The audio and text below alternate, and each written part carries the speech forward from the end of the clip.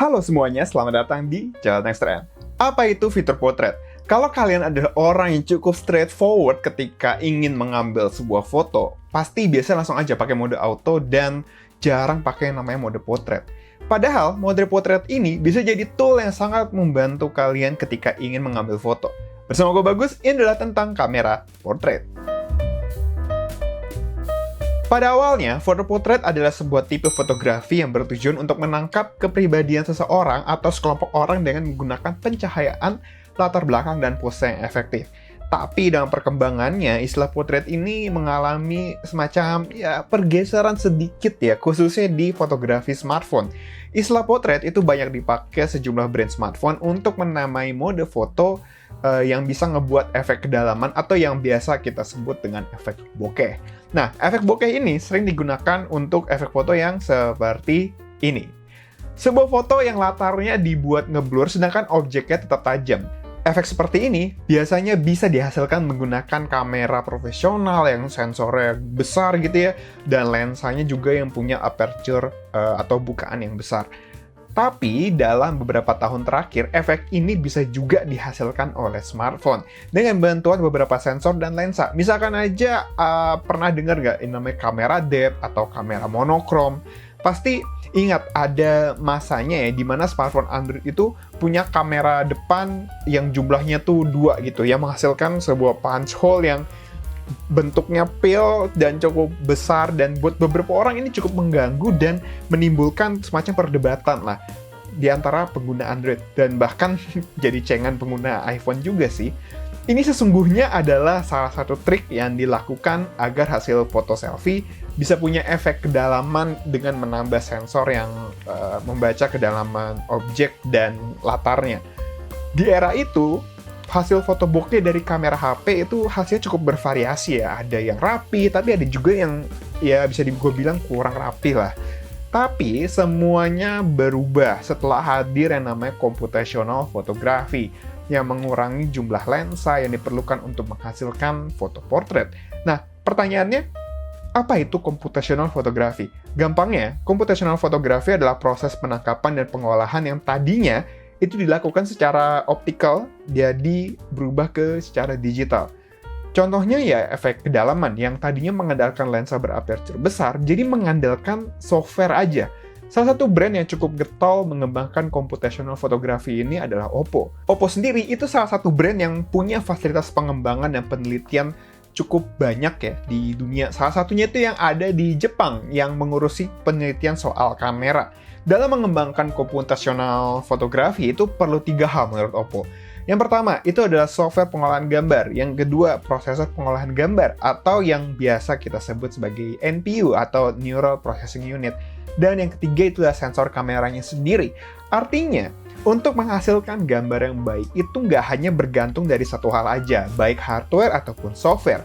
Untuk software di Oppo itu ada ColorOS. Prosesor pengolahan gambar atau NPU itu biasanya pakai bawaannya Snapdragon atau MediaTek. Meskipun Oppo itu sebenarnya punya NPU yang mereka kembangkan sendiri, namanya Mari Silicon X, yang biasa dipakai Fan X series. Lalu sensor kamera itu sendiri yang kayak Sony IMX709. FYI, untuk mengembangkan 3 hal ini itu perlu resource yang nggak sedikit. Kerjasamanya harus dengan beberapa pihak yang cukup banyak, dan investasinya juga nggak sedikit. Ini juga yang biasanya menjadi salah satu faktor yang bikin HP itu punya harga yang beda-beda, tapi bisa ngasih gambar yang berbeda-beda juga. Ada yang lebih baik dan konsisten. Bayangin aja, banyak ada beberapa brand lah bisa kita sebut yang biasanya hanya mengandalkan NPU bawaannya dan software juga bawaan Google tanpa melakukan optimisasi. Saya pun juga baru tahu ini dan semakin menyadari kenapa HP dengan hardware yang sama bisa aja punya harga yang berbeda. Dampaknya itu nggak cuma di hasil portrait, tapi juga hasil foto secara umum. Lalu pertanyaan berikutnya, bagaimana computational photography ini mempengaruhi hasil portrait? Computational photography ini mendukung salah satu komponen penting, yaitu kecerdasan buatan atau AI. Kecerdasan buatan itu dapat memproses foto yang diambil untuk ditingkatkan jadi lebih baik. Setidaknya ada 3 hal yang diatur oleh AI dari sebuah foto, yaitu adaptive brightness, adaptive dynamic range, dan adaptive noise reduction untuk menghasilkan foto yang jernih dan detail yang sebaik mungkin. Ketiga proses ini tekniknya beda-beda, tapi seringkali cara yang dilakukan itu adalah mengambil foto dalam beberapa setting, lalu digabungin nanti jadi satu. Berkat computational photography dan AI, seluruh proses ini dilangsungkan secara otomatis. Cuman saran gue sih, sering dipakai aja ya, agar kamera itu semakin pintar dan menghasilkan gambar yang lebih baik lagi. Jadi, dengan sekali sentuh, kalian pun sudah bisa menangkap gambar dengan warna yang oke, tanpa pikir panjang. Gue sendiri sudah beberapa kali coba HP Oppo Reno series ya, dari Reno 3 sampai Reno 6, dan menurut gue, Reno series ini salah satu yang smartphone yang hasil fotonya itu warnanya itu oke banget gitu di kelasnya.